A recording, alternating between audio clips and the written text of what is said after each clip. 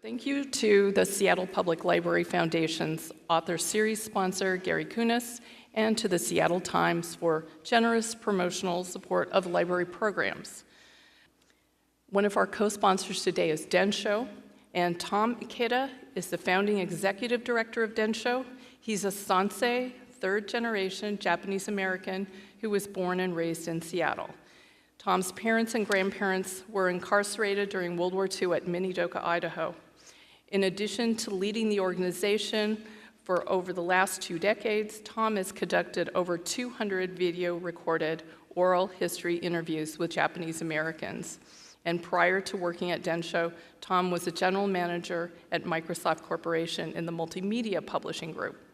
He has received numerous awards for his historical contributions, including the Humanities Washington Award for Outstanding Achievement in Public Humanities, the National JACL Japanese American of the Biennium Award for Education, and many other awards. And we're extremely pleased and proud to be here with Tom, with Frank, and with everyone, and with you today at the library for this wonderful program. So please join me in welcoming Tom Ikeda. So this is going to be, thank you. And thank all of you for being here on a Saturday afternoon, because I think this is going to be a fun one. I want to start off with a personal story, because we're going to talk about the John Okada book, but the reason we're talking about this book, and I found this is my old copy, it's because of the novel he wrote. And so I want to just give a really short personal story of how I got associated with this novel. It was back in 1973. I was a student at Franklin High School, and I had just finished reading the autobiography of Malcolm X. And that book really rocked my world. It made me much more aware.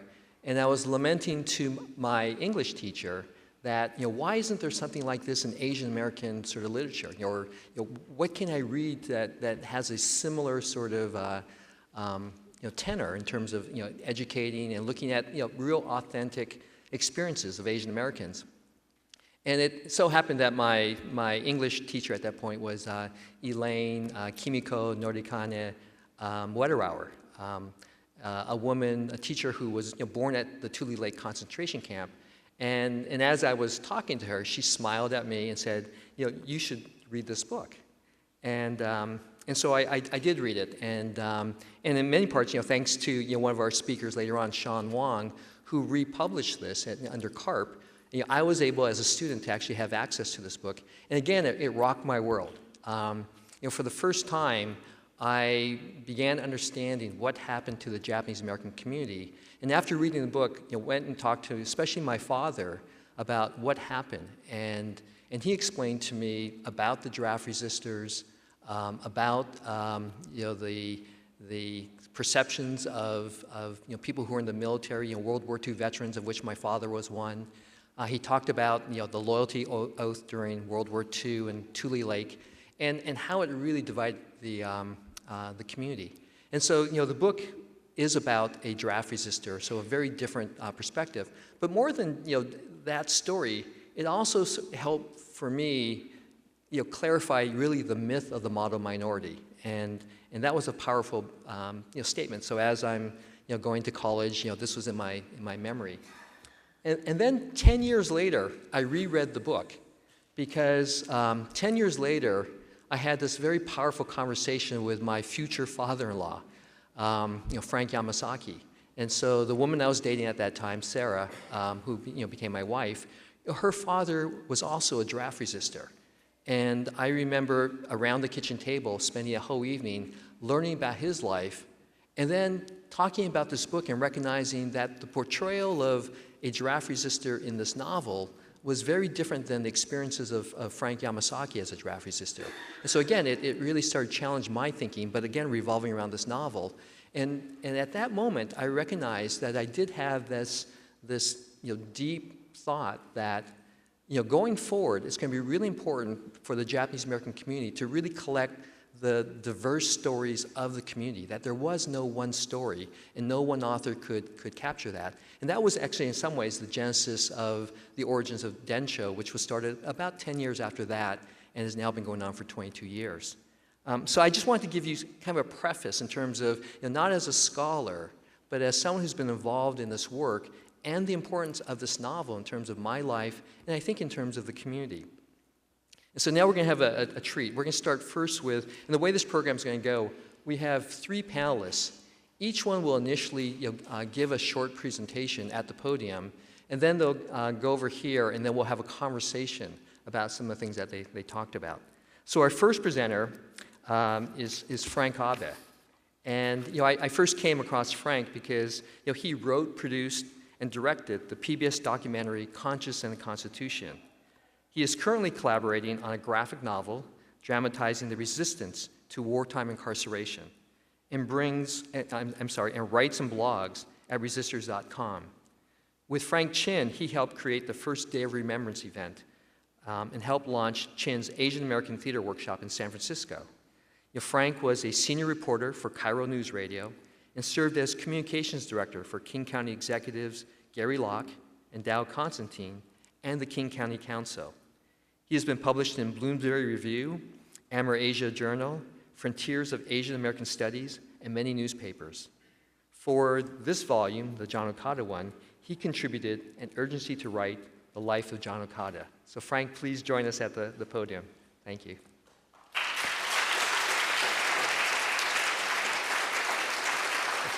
Thank you, Tom. That's a really great story. Thank you all for being here today. Today I want to share Okada's early life in Seattle, along with some of the events that led to his urgency to write what he hoped would be the great Nisei novel. Now, this Seattle Central Library has a very special place in the life of John Okada. It was here on this very site on the 4th floor of the old Carnegie Library building that Okada worked in the business reference section from 1951 to 1953. It was his first professional job. And he was hired by Doris Mitchell, his mentor and the founder of the business reference section. Miss Mitchell is memorably described in Frank Chin's Afterwards, the paperback edition of No Boy. Today is also a special day.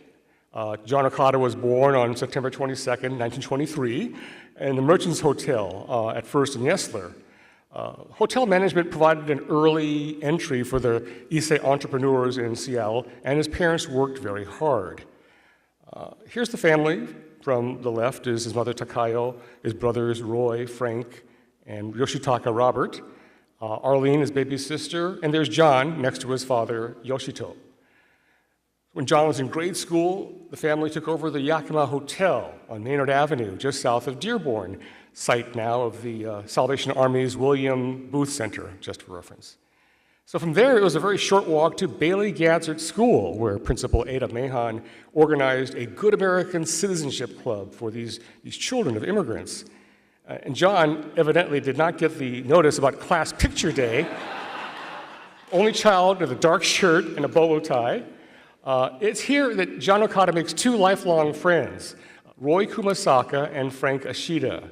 Their homeroom teacher taught them how to diagram a sentence in English and learn the structure of a language that they kind of heard on the radio listening in their hotel rooms. Once public school ended at 3, the Nisei students would troop 1 block east on Weller Street to continue their schooling at the Kokugo Gakko, the Japanese language school on Rainer Avenue, which is still there, of course. Now, John excelled with the rigor of Japanese school, just as he did at Broadway High School, where the student body was 1/4 Nisei. This, of course, is now the site of Seattle Community College. John was elected class officer his sophomore year, made Honor Society 3 years in a row. Shy, retiring, but industrious was how his Latin teacher described him. So the 18-year-old had just started at the University of Washington in the fall of 1941, when the Japanese bombed Pearl Harbor. That night in Seattle, his classmates saw the FBI arresting those of their fathers who were community leaders on the basis of some connection with our new enemy. So in the bedroom of the Yakima Hotel, Okada tried to put down his thoughts for a class paper, but he wrote, "My mind was in such a state of confusion and entanglement that I was unable to produce an organized and well-unified paper." he tried his hand instead with poetry and developed a short piece called I Must Be Strong. And in it, you can hear the voice of a college freshman who aspires to be a writer and only needs a subject. I know now for what war I was born. Every child is born to see some struggle, but this conflict is yet the worst. For my dark features are those of the enemy, and my heart is buried deep in Occidental soil. People will say things, and people will do things. I know they will, and I must be strong. It goes on. This is the first surviving piece of creative writing we have by John Okada. We've never known about it until now because it was published anonymously 4 days after Pearl Harbor on the front page of the UW Daily. And it was only a passing reference in his government file that led me to discover it. But why anonymous? It could have been modesty, of course, but more likely, John Okada needed to protect his family from retaliation in the hysteria that followed Pearl Harbor here in Seattle. Now, this summer, we heard a new term in our vocabulary, family separation. We were all upset, I'm sure, to see the US government separating children from their families at the southern border and putting them into detention camps. As I say at Densho, never again is now, right? Well, the Japanese-American experience was one of family separation in reverse.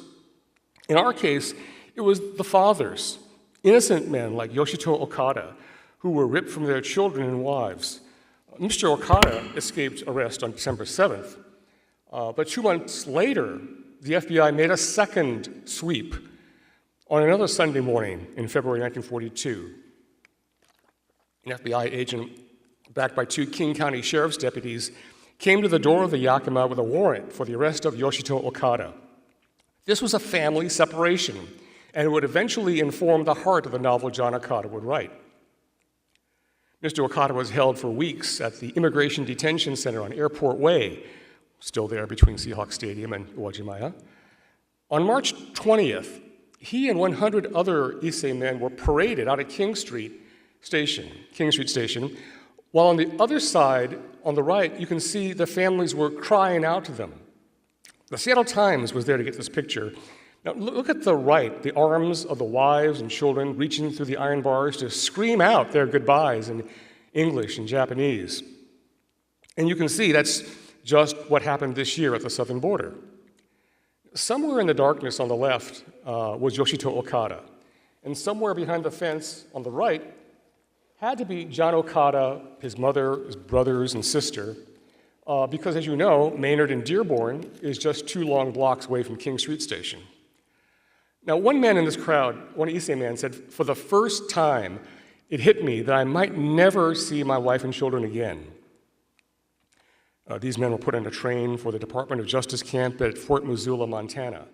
The Okadas were forced to sell their hotel business, and with 7,000 others from King County, they were imprisoned at the Puyallup Fairgrounds. Inside camp, their first priority was to reunite the family. As the writer in the family, John Okada types this urgent letter to William Collins, one of their boarders at the Yakima, whom Roy described as being like a second father to them. John asked Mr. Collins to vouch for their father. Give your honest opinion about him. Several men have been returned to their families in this manner. It may be that your letter will result in the happiest moment of our lives. This letter works, as within 1 month, their father's allowed to rejoin them in Puyallup. He arrives just before their family is moved to the permanent camp at Minidoka, Idaho. In Minidoka, they live in roughly the center of camp. Okada gets a job as a waiter in the Block 28 mess hall, plays poker with guys like Pete Fujino, with someone nicknamed Mutt, and with Frank Yamasaki, who was Tommy Ikeda's father-in-law. John's youngest sister, Connie, is born here. But John spends only 3 weeks here in Minidoka before he finds a way out. He was among the first students released from camp to attend Scottsbluff Junior College in Nebraska, along with Roy Kumasaka and Frank Ishida. Now, if you remember Chapter 1 of Nono Boy, the 2 families that Ichiro's mother takes him to visit on his very first bit back from prison, Okada gave them the names Kumasaka and Ishida in the novel. Now, once their year of school is up, and with JACL urging the draft for the Nisei, the 3 friends figured the only way they to stay together is to enlist for the Military Intelligence Service. They're assigned to Camp Savage, Minnesota, to study as Japanese interpreters. John builds in the Japanese he learned as a child, and he's ticketed for service in Guam with an Army Air Force's 8th Radio Squadron Mobile, nicknamed the Flying 8-Ball. On Guam, he volunteers for an elite team that flies 24 dangerous missions over the Japanese coastline to intercept radio signals. As he describes in the preface to Nono Boy, his job is to crawl into the belly of a modified B-24 bomber, put on a pair of earphones attached to a high-frequency set, and jot down air-ground messages spoken by Japanese pilots to Radio Shacks on the ground. These 10 volunteers earn the nickname the Flying Nisei. John sends this photo to his brother Roy, and on the back he writes, "Myself in Guam with plane I made missions on. B-24s look clumsy and ugly, but my respect for them will never die out. At least this one brought us all back safely every time. From the plane, I saw Mount Fuji in July 1945 and the clustering of bombs on Tokyo during night raids." When war ends, Okada serves briefly in Tokyo as a translator for the occupation. He's discharged in 1946, and he and other MIS soldiers are told to keep their mouths shut about their secret operations. So John rejoins his family in Chinatown, now managing the Pacific Hotel at 6th and Weller, later the site of Ocean City Restaurant and now a Mongolian hot pot. John returns to the UW, and with his GI Bill, he takes courses in creative writing. He writes a one-act satire about his occupation service, which was not classified. And in a span of 4 months, in early '47, he publishes 5 short stories in a new Seattle newspaper. The Northwest Times, Nisei vernacular, founded by journalist Bud Fouquet. Our co-editor Greg Robinson was scrolling through microfilm at the Suzzallo Library when he stumbled upon all these pieces. One of them, this one, What Can I Do, features a character who prefigures both Ichiro and Kenji in Nono Boy. These appear to be versions of stories, finished versions of stories that he perhaps started in class. We've collected all of them in our book. These stories were exercises in style and form, and they show that Okada had not yet found a story that mattered to him. That changes when a guy he knew from Broadway High School is released from federal prison. Hajime Jim Akutsu had resisted the draft at Minidoka. He was convicted of draft evasion, served 2 years at the federal penitentiary at McNeil Island. So John and Jim go out to eat on Maynard Alley in clubs like the Wame Club. And the question is asked about Nono Boy, what business does a Nisei soldier like John Okada have writing about a Nisei draft resistor? Well, one reason is the gag order that on not disclosing military secrets, but I think the other is that John Okada wrote about what he saw when he came back to Seattle after the war. And through Akutsu, he saw his high school and college buddies who served in the military fighting with his buddies who refused the draft on principle. And he looked at it, and he looked inside his heart, and he came down on the side of the resistors. So over drinks at the Wame Club, John discovers that he and Jim also share the same painful experience of separation from their fathers. That group of men put in the train in Missoula, Montana, Jim's father was in that group, along with Mr. Okada, both arrested on the same day in February. Both men had been fingered for subscribing to a Japanese language magazine on an FBI list. But Jim's father was not so lucky. Mr. Akutsu was held at the Justice Department camp at Fort Missoula for nearly 2 years, possibly due to an informant's report. When he was finally released back to civilian life, to the camp at Minidoka, I should say, both father and son had changed so much that neither recognized the other. Over drinks at the Wame Club, John Okada takes notes as Hajime Jim Akutsu spills his story. And when it came time, 10 years later, to write his Nisei novel, John draws his protagonist as a draft resistor. And in the first draft, the character is even named Hajime, because in their shared experience of family separation, John Okada could see himself. I urge you to read the preface to Nono Boy again. And in it, Okada inserts his own persona as an Army enlisted man sitting in the belly of a B-24 and thinking about his friend who didn't volunteer for the Army because, and I quote, his father had been picked up in the second screening after Pearl Harbor. The enlisted man then goes on to think in this novel about how his friend refused the draft because a judge would not release his father from a Justice Department internment camp to rejoin his mother and sister in a civilian WRA camp. This friend pleads with the judge in the novel that his mother was, quote, an old woman, but misses the father enough to want to sleep with him. As the preface transitions to chapter 1, the point of view of the novel shifts from the enlisted man in the B-24 to that of his friend in prison. And in that cinematic dissolve, the author, who was a soldier, imagined himself, I believe, in the shoes of his friend Akutsu, who was a resistor. And Nono Boy can be read as the author acting out the script from there. John Okada makes this leap of imagination while living in this house in Detroit, where he had taken a new job with the Detroit Public Library. And in scripting out his story, he drew upon a precise memory of the geography of Seattle, and this is stuff that only a Seattle audience can appreciate, truly.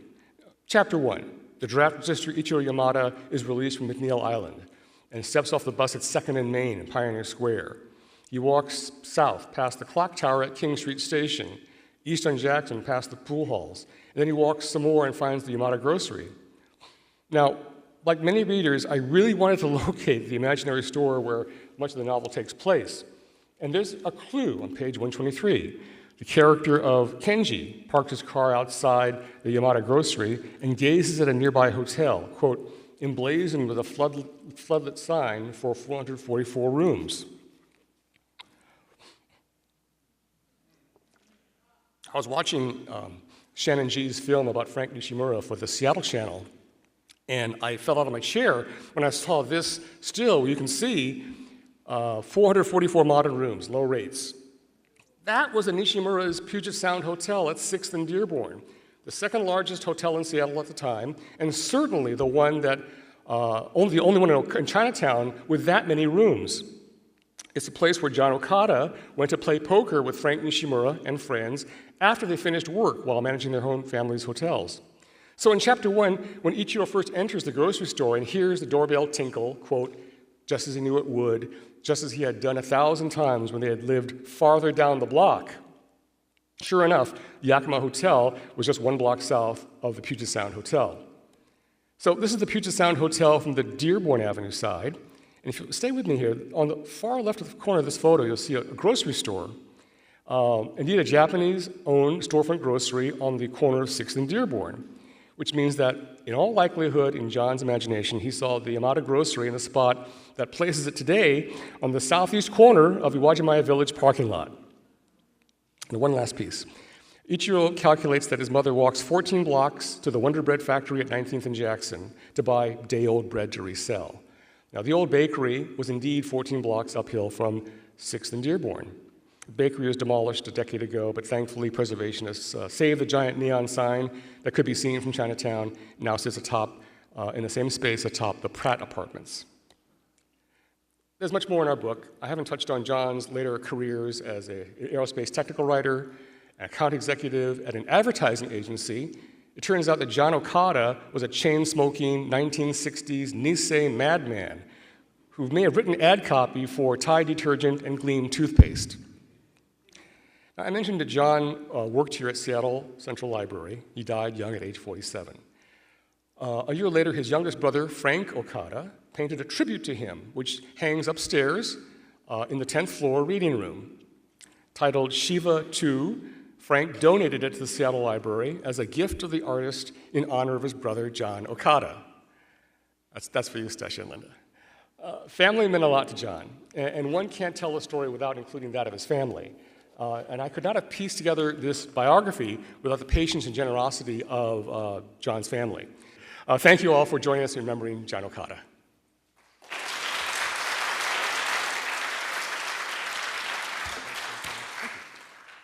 Thank you, Frank. I mean, just as someone who has read Frank's article, I mean, the detail you could see in terms of the history, the connections to Seattle, it's all in the book and much, much more. It's a really great read.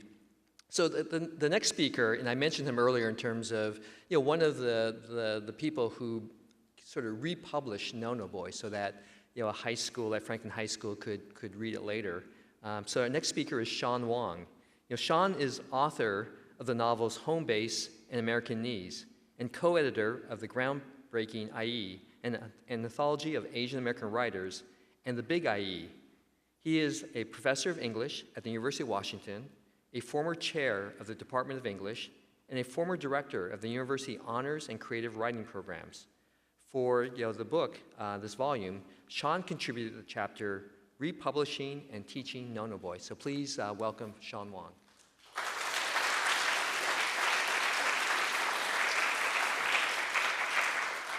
Thank you, Tom. Thank you, Frank, for a great introduction and great research into John Okada's life. My story involves the discovery or rediscovery of John Okada's novel, Nono Boy, and eventual republication of that novel. Here is the original copy of Nono Boy that was published in 1957 by Charles Tuttle Company. Let me start a little bit further back. Almost exactly 50 years ago, when I was a junior at UC Berkeley, I decided to be a writer. I wanted to be a novelist. And almost at exactly the same time that I made that decision, I realized quite soberingly that I was the only Asian American writer I knew in the entire world. And I wasn't very good. I didn't even know any other young Asian American students who wanted to be writers. I think at the time there were 1,100 English majors at UC Berkeley, and I was the only Asian in major. And so I knew there must have been a literary history that preceded me. And in order to understand my place as a potential writer of Asian American history and culture, I needed to study the literary history of Asian America, but it wasn't taught at my school. There was no Asian American studies at that point. I took a whole year of American literature, and my professor never once mentioned the name of an Asian American writer, and we certainly didn't read any books by Asian American authors. So I decided to major in Asian American literature. Although there were no classes and no teachers and no credit and no grades. And so where do you look? How do you find it? UC Berkeley had a huge library, so I went to the card catalog. I know some of you remember card catalogs. And there was no such subject as Asian American literature. There was Asian literature in the card catalog, but no such thing as Asian American literature. So everybody was basically telling me it did not exist. And I went to one of my professors, and I said, I want to read American literature written by Asian Americans. And he thought for a long time, and he said, oh, wait, there's an anthology that I remember. And I go, oh, great. And he said, it's the anthology of the Tang Dynasty poets. You know, I was taking a class on Spencer at the time, and I said, the Tang Dynasty is older than Spencer. You know, I don't want to study the Tang Dynasty. Besides, I had already read their poems, you know, and they wrote about writing poetry under the willow tree by the river and drinking wine and getting drunk and falling in the river. And this being the 60s, I had already done that. So I set out on a quest. And I knew it had to be outside of academia. And I started looking. And I knew they were out there. I just knew they were out there. And I ran into, the first Asian American writer I ran into was also unpublished, a guy named Jeff Chan. And Jeff Chan said to me, there's a guy that lives actually 2 blocks away from you in Berkeley, and he's published a short story. And his name is Frank Chin. Here's his phone number. And so I called him up, and I met Frank Chin, who was 28 at the time, or 29. I was 19.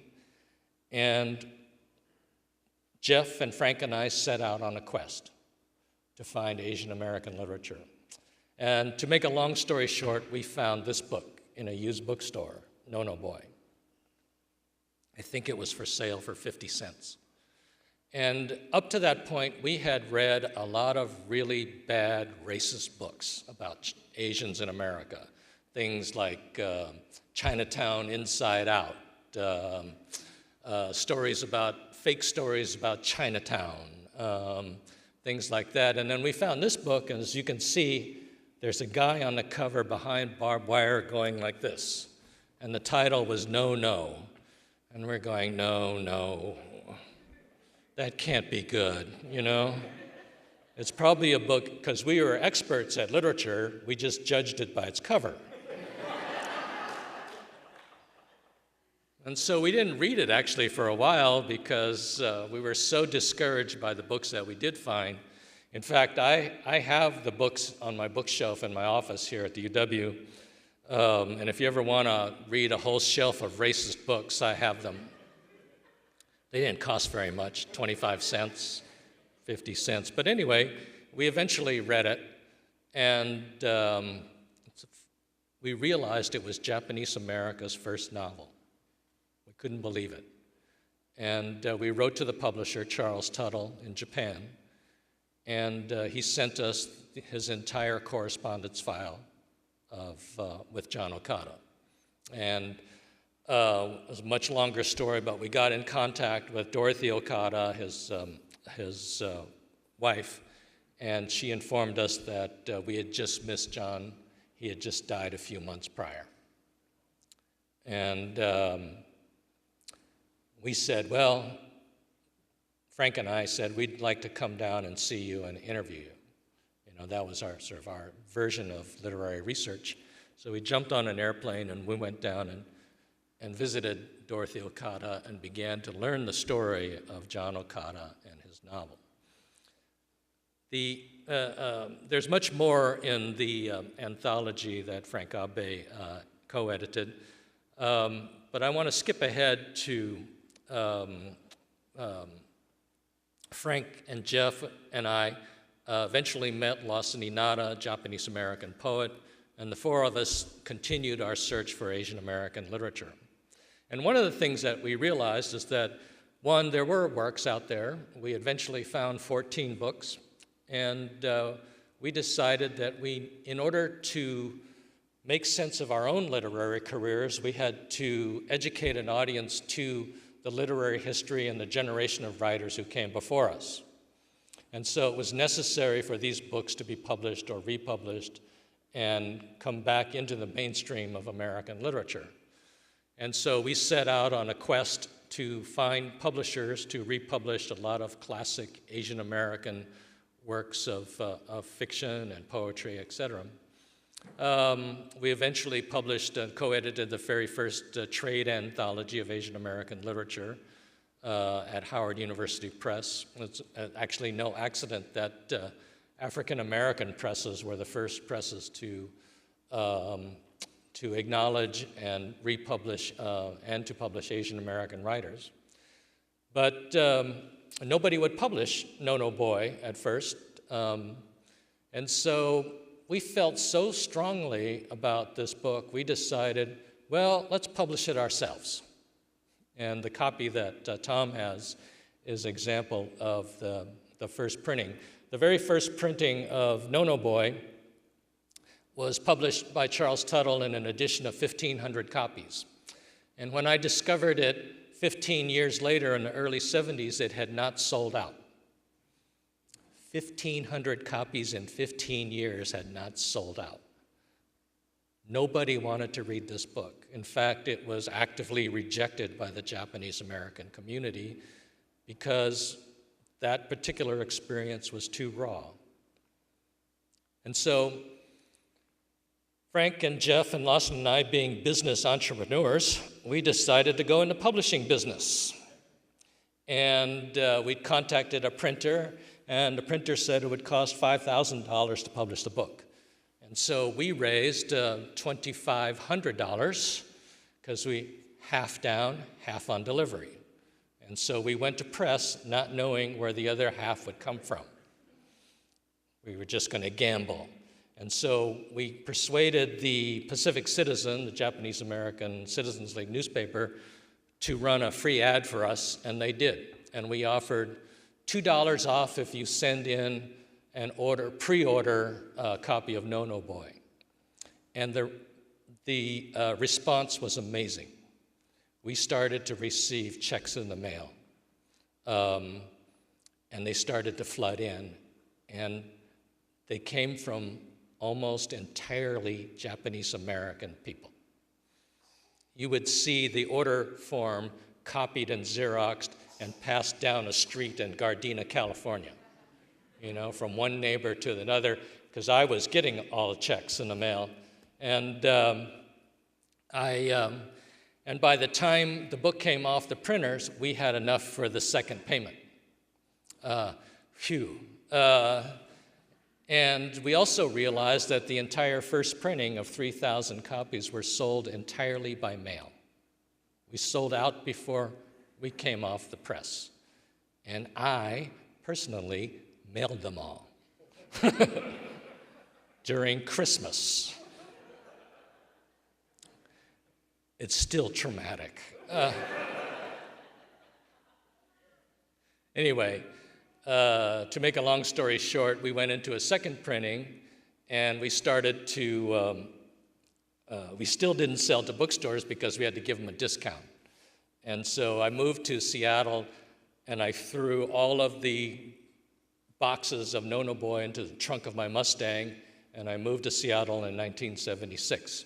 And then I got a brilliant idea when I came to town. I found this Japanese grocery store, Wajimaya, and I thought, wouldn't it be great if No No Boy was sold by the checkout counter?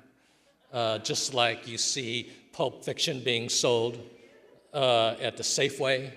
And so I took 10 copies and I went down to Wajimaya and I asked for the owner, and Tomio Moriguchi came out, and I said, I've got these books for sale, because now I was a traveling salesman. And he looked at it and he goes, No No Boy? He goes, I go over to my neighbor's house and she has an original copy, but every time I reach for it, she slaps my hand away. She says, you can read it here in the house, but you cannot take it out of the house. And he goes, I'll buy these 10 copies myself. He bought all 10, gave me the money right on the spot. And he said, you bring more down, I'm going to take these and give them away. And so No No Boy's time had come. And it was great to see Japanese American community embrace it. And eventually we gave the rights to No No Boy to the University of Washington Press. And I believe now that they have surpassed 200,000 copies. From 1,500 to... And so the only downside is John never got to see his novel embraced. But luckily, his family got to see his novel finally embraced by his own community. Thank you. Third speaker is Stephen Sumida. Steve is Professor Emeritus of American Ethnic Studies, University of Washington, where he studied and taught courses in Asian American literature, Hawaii's literatures, Asian American theater, and comparative American ethnic literature. His professional career of teaching in universities in the United States and occasionally in Japan spanned 48 years, including his presidencies of the Association for Asian American Studies and of the American Studies Association, chairmanship of his UW department, a year-long Fulbright grant, and his current roles as a stage actor. Sumida first read No No Boy in 1975 at the beginning of his work in Asian Pacific American interdisciplinary literary studies. For this volume, Stephen contributed the chapter Questioning No-No Boy, Text, Context, and Subtext. Please welcome Steve Sumida. Shawn and I were each given 10 minutes.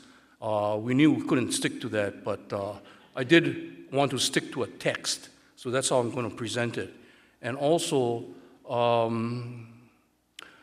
mentioned last week in a gathering that we had at the UW Press that this new book of ours is filled with controversy. That is to say, we contributors don't agree with each other. But you not know this unless you read our pieces. Because, nobody's out there saying, hey, Steve disagrees with Shawn, Shawn disagrees with Greg Robinson, something like that, but we do disagree.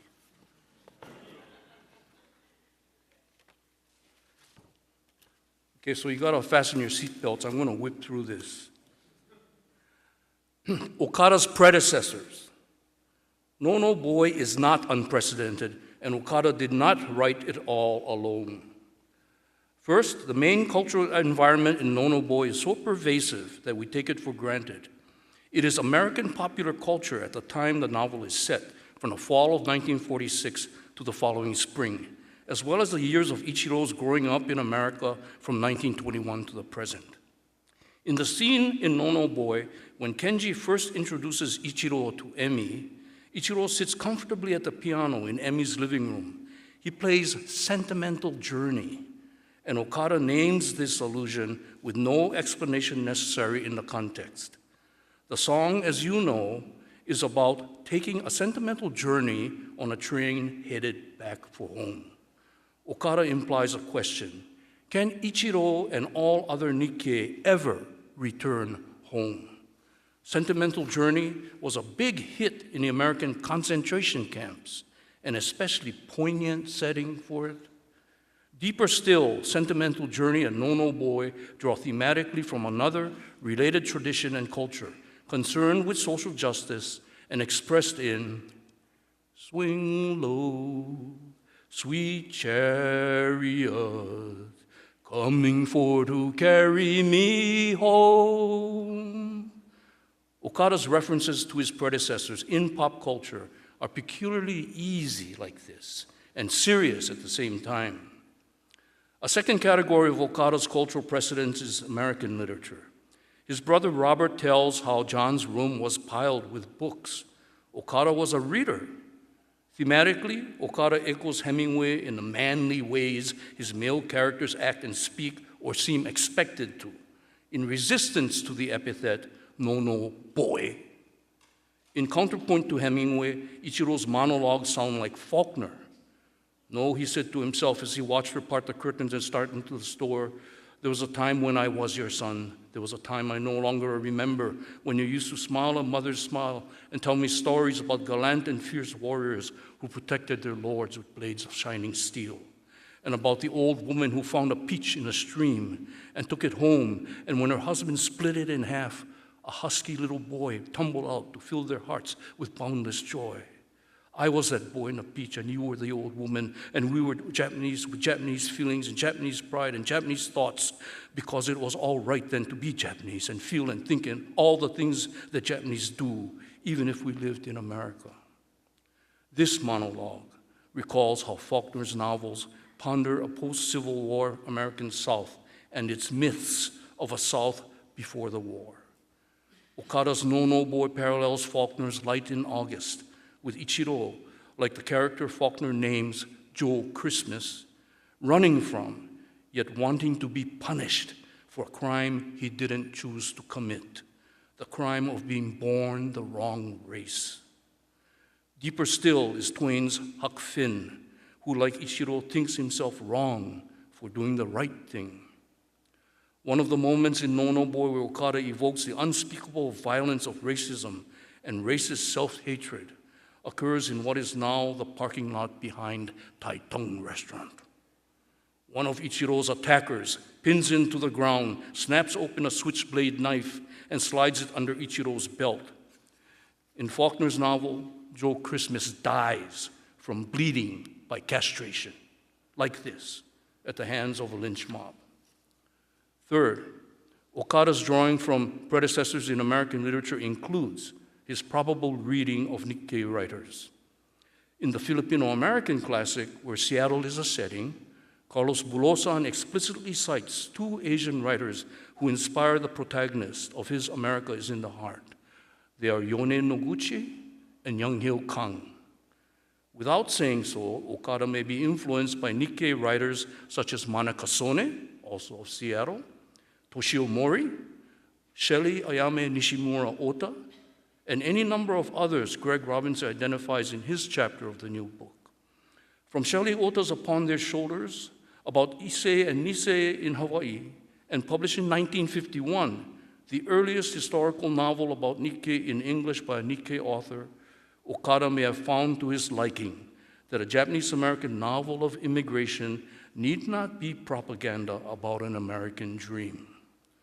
From Manaka Sone's Nisei Daughter, 1953, he may have gotten excited about how even a bright view, not his, of Japanese-American experience as seen from a Cold War perspective could be about Seattle and also be so well received that it became a Book of the Month selection.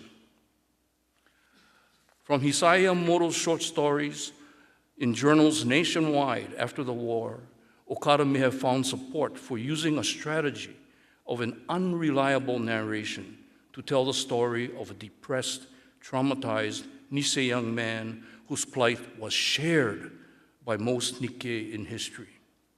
With Toshio Mori, Okada may have savored a myth of Japanese America before the war, a time when Nikkei life was whole, when characters in the community were variously idiosyncratic and good, bad, ugly, beautiful, or even indifferent, and yet who cohered into a budding and blooming Japanese American community, society, and culture. This is a time Ichiro both remembers and forgets in his monologue, a time when it was all right to be Japanese. This is a time of Toshio Mori, a time before the war, but for Okada in 1957, a time and home we cannot return to. Fourth, Okada alludes to Japanese sources. There is Momotaro, the boy in the peach who filled their hearts with boundless joy. Explicit words in Japanese appear when Mr. Carrick and later Mr. Morrison ask Ichiro, "Nihongo ga wakarimasu ka?" You can closely reread the novel and see if there are any other Japanese words in it. Maybe Nisei? Okada's restraint from having characters speak in Japanese, except for those two white men and why only they, calls to question the near absence of Japanese words and explicit cultural references. 5 years earlier, Manaka Tsone titled her autobiography Nisei Daughter, standing tall in her Japanese American gender and family identity. Is the title of No Boy Okada's sign for being in a dialogue with Sone?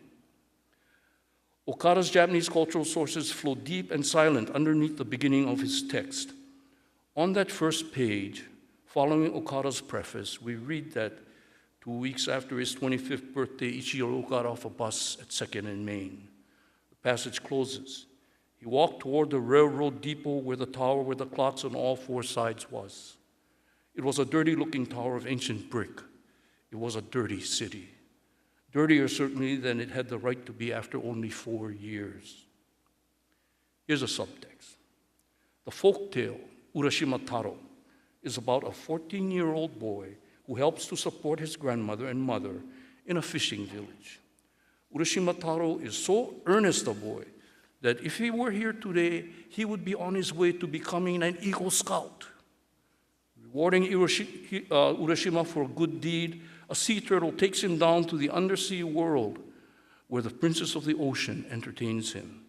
After 3 days, Urashima asks the princess if he may return to the surface world to resume care for his elders. The princess has 2 farewell gifts for him. She takes Urashima into an atrium lined with 4 doors. Entering each doorway in turn, they in 4 instants experience spring, then summer, autumn, and finally winter. In parting, the princess gives Urashima a jeweled box, and telling him that it contains memories of his visit, she cautions him never to open the box or his memories will be lost. The turtle returns Urashima to the surface world. Huge trees grow where there were none before. Only the contours of the distant mountains seem familiar. He cannot find his house. He is a stranger, an alien.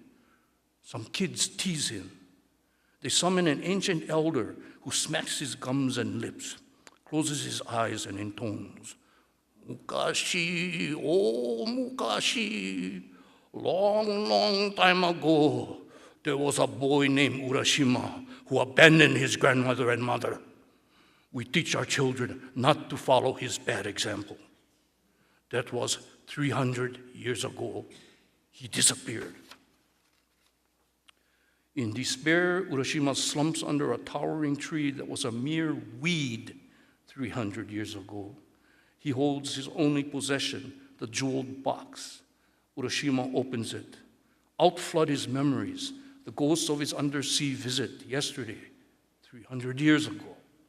Now Urashima instantly ages and becomes a pile of dust under the tree.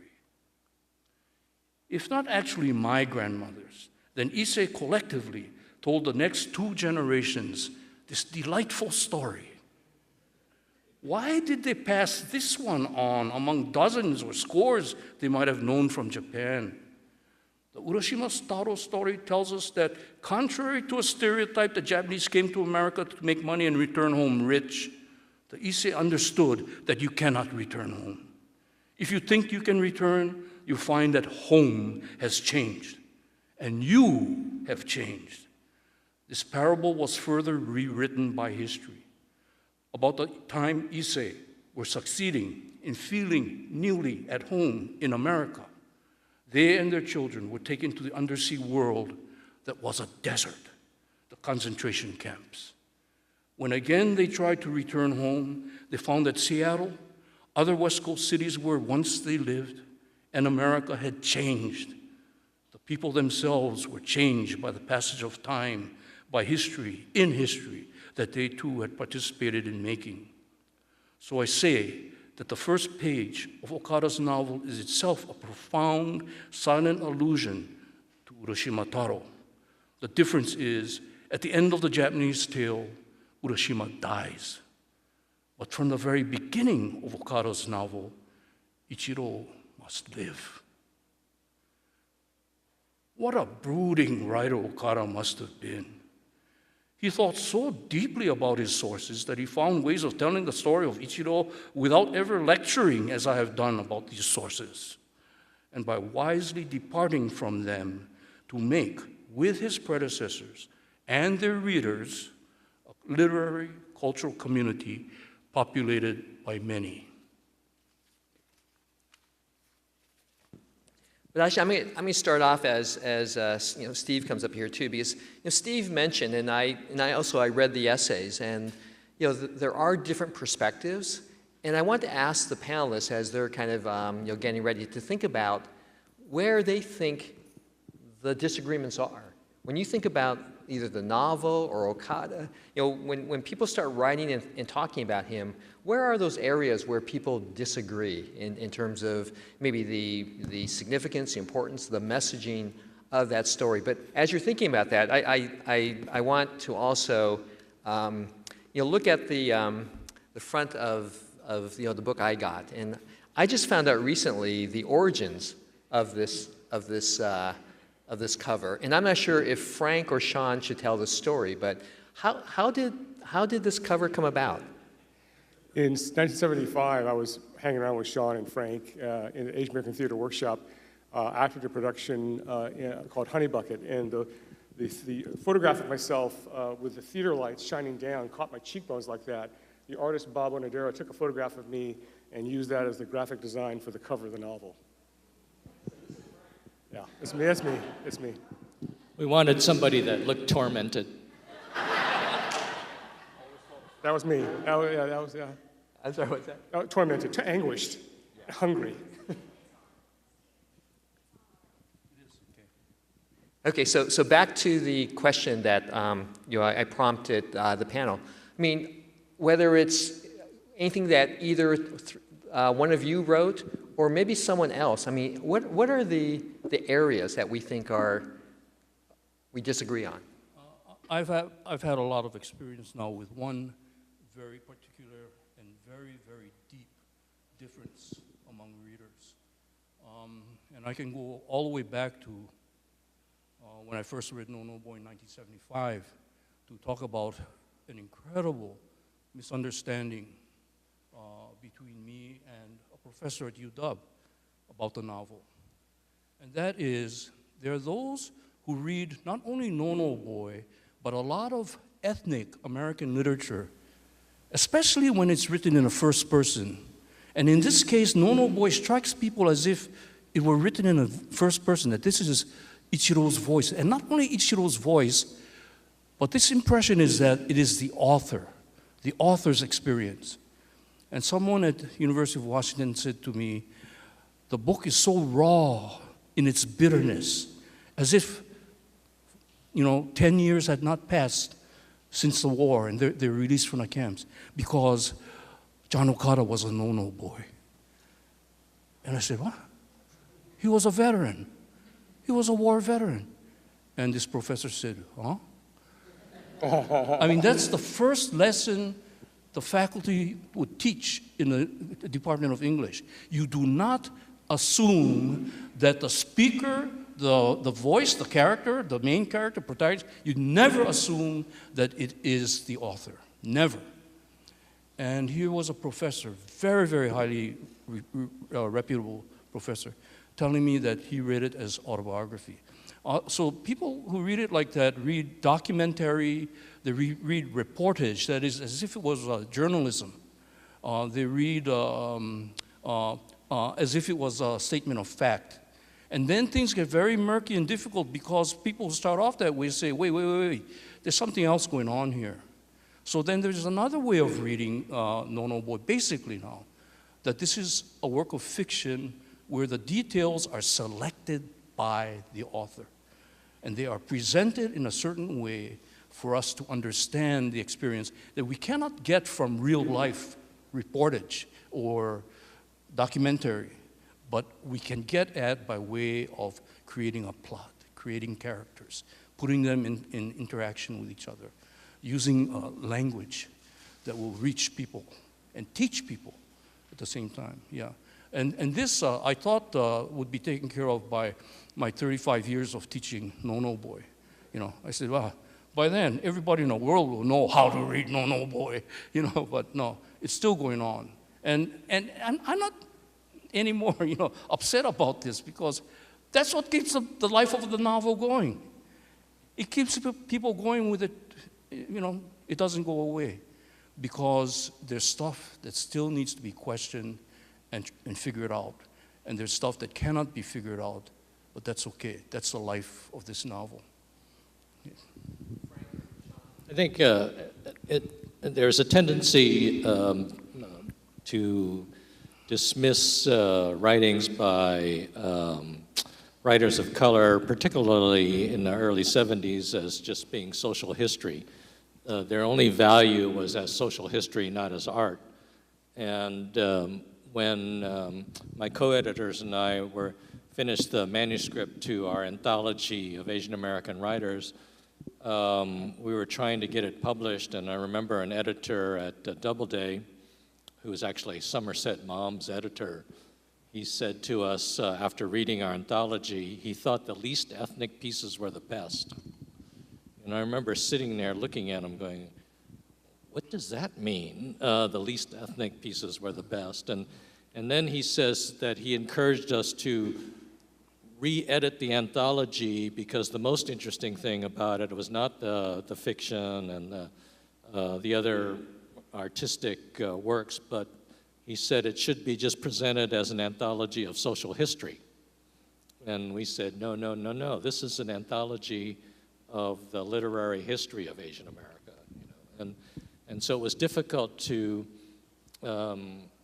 fight that battle, at the beginning. And as I mentioned, It was only until African American presses, who were first to recognize, oh, this is a legitimate literature, and it has its place in American literature. It's interesting, when our anthology came out, more people learned about Nono Boy, but our anthology was reviewed everywhere. It was reviewed in the New York Times and the New Yorker, even the Rolling Stone, and we got 2 negative reviews, and they were both from Asian American journalists. One was in the Honolulu Advertiser, and one was in an Asian American magazine called Bridge. And both reviews took exception for our premise that there was such a thing as Chinese American English and Japanese American English, that the authors were using and putting on the pages of these works. And both of these Asian American critics said there was no such thing as an Asian American English. So it was curious that the only 2 bad reviews we got were from Asian Americans. So that goes back to this idea, that there were, not everybody, was on the same, the same plane. Great. So this question is for Frank. Frank, as you did the research for your article, you interviewed and talked with various draft resistors about both the novel and John Okada. What were their feelings about John and the novel Nono Boy? This is really covered in Martha Nakagawa's chapter on the false constructions of loyalty. It simply is this, that the real draft resistors hate Nono Boy, the novel. Your father-in-law, Frank Yamasaki, didn't like the portrayal of the resistors of Nono Boy because it's not the principled Hart Mountain Fair Play Committee who took a stand, refused the draft, because they'd be happy to serve if their families were released from camp and they were restored all their constitutional rights. It was a test case, a last-ditch attempt to contest the incarceration itself 2 years after the fact. John Okada didn't get all that because he was serving in Guam. He was in Nebraska and then in MIS and then Guam. So he spent 6 months in camp at Puyallup, Minidoka. He got all this information about the draft resistors from Jim Makutsu. And they were drunk, at the Wame Club. They were drinking. And so, John conflates the draft resistors with the Nono Boys, who were not imprisoned for 2 years at McNeil Island and Leavenworth. The Nono Boys are historically those at Tule Lake and other camps who answered no to 2 questions on the government's loyalty oath in early 1943 and were segregated from the 10 camps into the Tule Lake Segregation Center on the California-Oregon border. And so there are 2 distinct groups of Nisei. So John conflates that, and of course he calls the novel Nono Boy, further heightening this confusion historically. And also, the character of Ichiro is a tormented figure who is questioning, searching, trying to find meaning in a post-war Seattle 1946-47, where, again, it would take, and even when he wrote the novel in 1957, 10 years later, Japanese America was still 20 years away from the redress movement, from Day of Remembrance here in Seattle, 20 years away from understanding finally what had happened to us in camp and reclaiming the experience and reframing the draft resistance not as so-called disloyals or troublemakers or draft delinquents, but as an early mid-20th century example of American civil disobedience in the finest classic American tradition. So. I forget the question actually, but the resistors, so Okada's portrayal was himself, projecting himself into the character of Jim Makutsu, into the character of a draft resistor, with no knowledge of the real draft resistors at Hart Mountain, for example, who I chronicle in my 2000 film. Can I put it another way? Some minutes ago, I mentioned Twain and Huck Finn and how Ichiro, like Huck, is suffering and under some notion that he is wrong when actually he is right. Let me expand on that a little bit, okay? In Huckleberry Finn, and I assume that Okada in all of his pile of books read Huckleberry Finn. And I don't mean to be sassy in putting it this way, but he must have read Huckleberry Finn. There are a couple of lines that really are very striking in the study of American literature. And one is that when Huck tries to decide whether to turn in the runaway slave, who is his companion, Jim, should I turn him in or should I protect him? And we continue our journey downriver on a raft. Okay? Should I turn him in or should I protect him? And he says that to protect him means that he's doing the bad thing, the wrong thing, right? So to protect Jim means that I'm going to hell in the eyes of society. And then he says, well then, I'll go to hell. He decides to be a bad boy, you see? The same applies not only to Ichiro, like, at some point he had decided, he couldn't have been a resistor without knowing that he was being resisted big time by the powers that be, right? So he decided that he was going to be a bad boy then. There is another character to reinforce this idea in the novel, and that's Emmy's brother-in-law, Mike. He says, well, if they're going to treat me, a World War I Army veteran, as a Jap, well, then I'll be a Jap. I'll bite their noses off. And and it seems to me to be such an American declaration, to say something like that, except that Ichiro has yet to catch on that maybe he has done the right thing, which I think people like your father-in-law are assuming that he himself did the right thing by resisting, you see? So Ichiro needs to, something's happened to him to brainwash him into his depression and thinking that he was wrong for doing the right thing. Roger Daniels and I have kicked this around trying to establish who, in broad terms, it was a bureaucratic mix-up, bureaucratic efficiency between the War Department looking for a way to get Nisei soldiers to clear them for combat in an all-Nisei combat troop.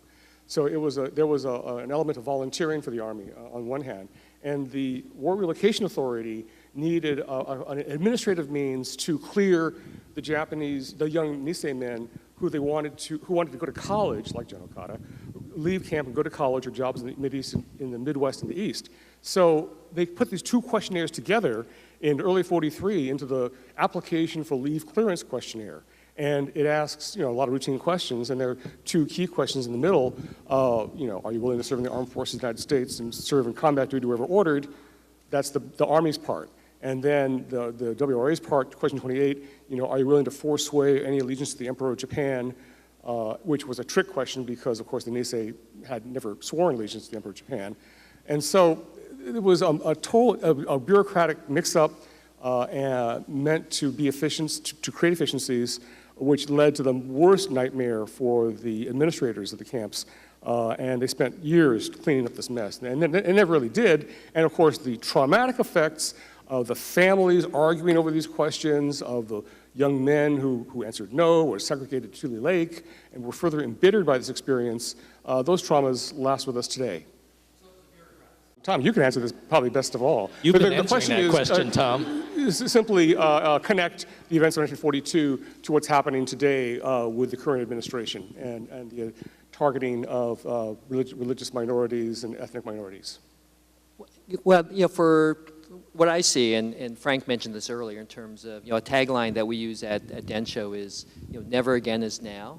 That, when this happened to Japanese Americans, 75 years ago, it's clear when, especially taking sort of a historian look and looking at the real causes of what happened in terms of the racial prejudice, the hysteria or fear, and the failure of political leadership that led to the removal and incarceration of Japanese Americans, that led to things like the loyalty questionnaire that divided the community, things like sending these draft resistors to the to federal penitentiaries.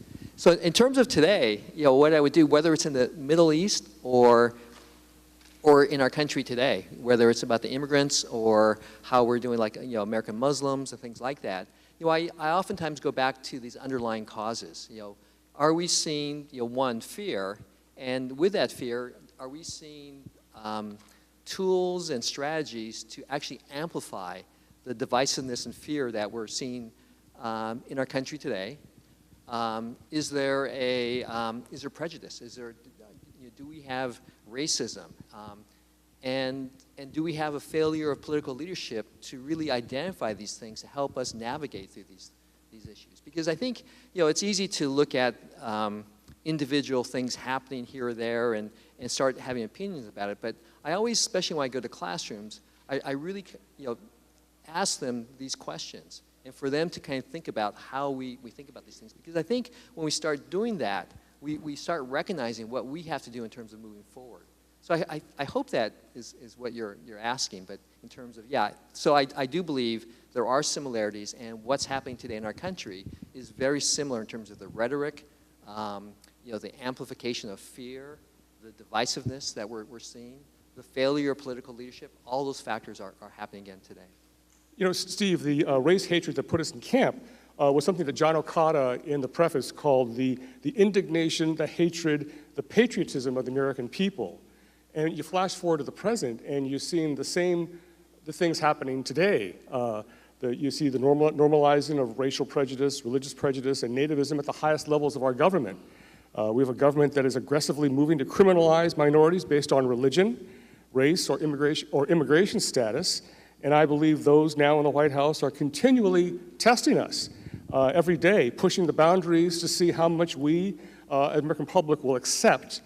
The analogies are not precise, but the mass evictions carried out in the name of national security by the Western Defense Command here in Seattle, 1942, are disturbingly echoed by the deportations carried out today by immigration and customs enforcement. Thank you. That's just my opinion. Yeah.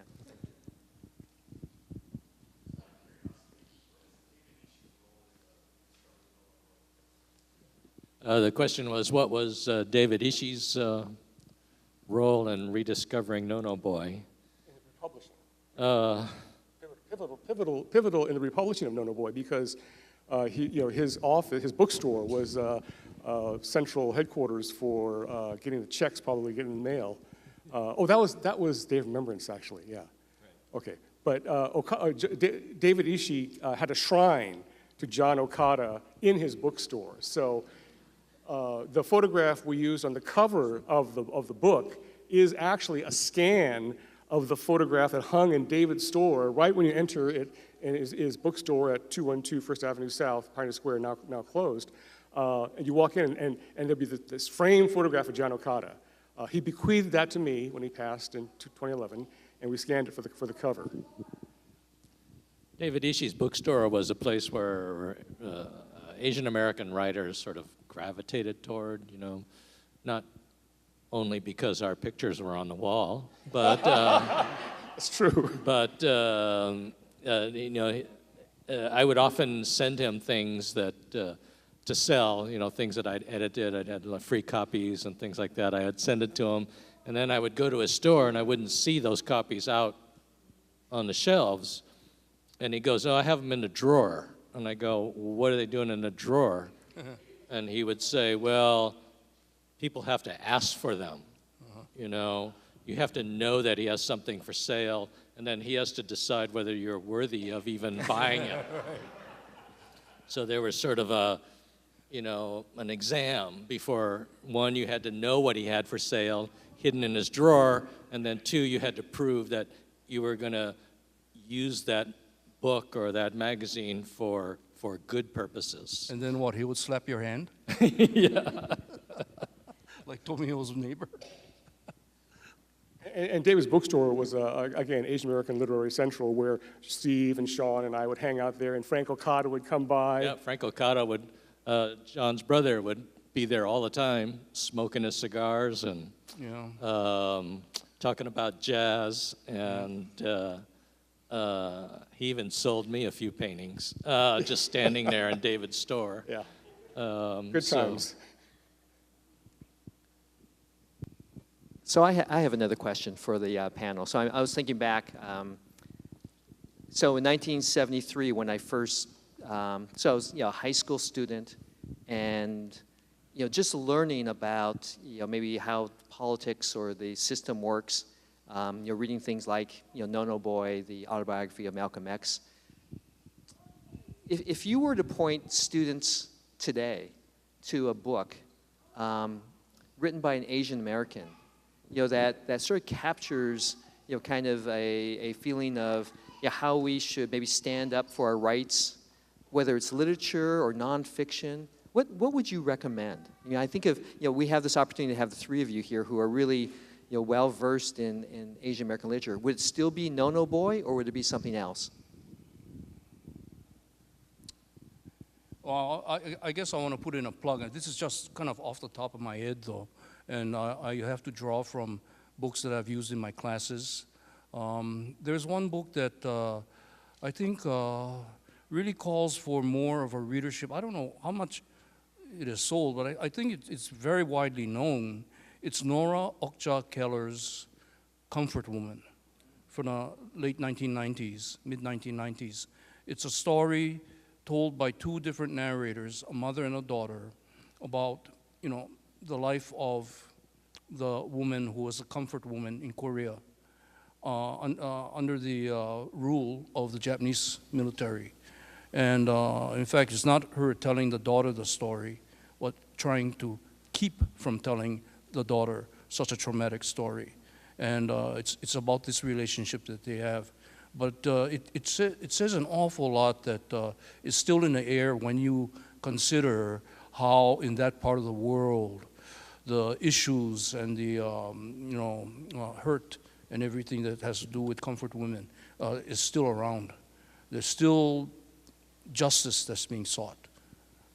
So that's something. And of course now too, with a huge increase in Korean American population in the schools, in the universities, in the Ivy League, this book ought to be known. Oh, I should add, when it came out, the New York Times book reviewer, Michiko Kakutani, said that this book is comparable with Toni Morrison's Beloved. And I said, damn, Nora, this is your first book. You get compared with Toni Morrison, who got a Nobel Prize for it? I want to put in a mention for Viet Thanh Nguyen, who's spoken here before. And any of Viet Thanh Nguyen's works, especially The Sympathizer, which won the Pulitzer Prize, because Viet's work examines from a Vietnamese American perspective the idea of the refugee and what it means to be a refugee in America. And the connection here is that Viet always cites John Okada and the other Sui Sen Phar, other Asian American literary predecessors upon whose shoulders he feels he stands. And so I really appreciate that in Viet's conversations. So Viet Thanh Nguyen, The Sympathizer. I should mention too, just last, that No No Boy and the subject of No No Boy is still very controversial among Japanese Americans. I was married in a Japanese American family. My late wife, my former father-in-law was a veteran.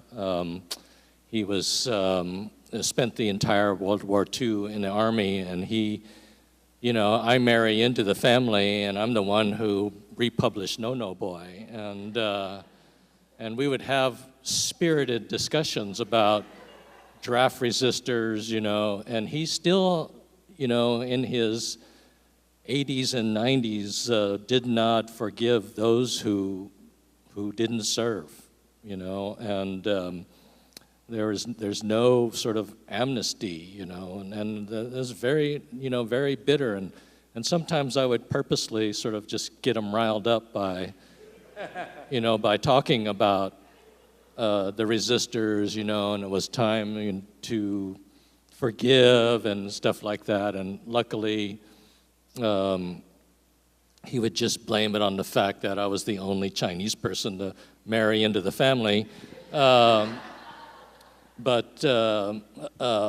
And then I would eventually relent and say, no, I used to be Chinese, I'm now Japanese. But I make light of it because we had great conversations. But my father-in-law, Tak, he was, he went to the war, he fought in the war, he took an inflatable raft into Berlin across the Rhine River, and he, into his dying days, could not forgive those who didn't serve. And those kinds of borders still exist. And Nono Boy, tried to tell that story, and through one of the people that we didn't mention as a character in that story is Kenji, the war veteran in the book. Some of you may not have read the book, so I won't tell what happened to Kenji, but Ichiro, the draft resistor, and Kenji, the war veteran, strike up a friendship. And there isn't a lot of hope in this book. It's very depressing. It takes place in the winter in Seattle. My students hate to read it in the winter in Seattle because it's so depressing, but there is that one friendship that's sort of a ray of hope there. This concludes this program, and let's give a hand to the panel.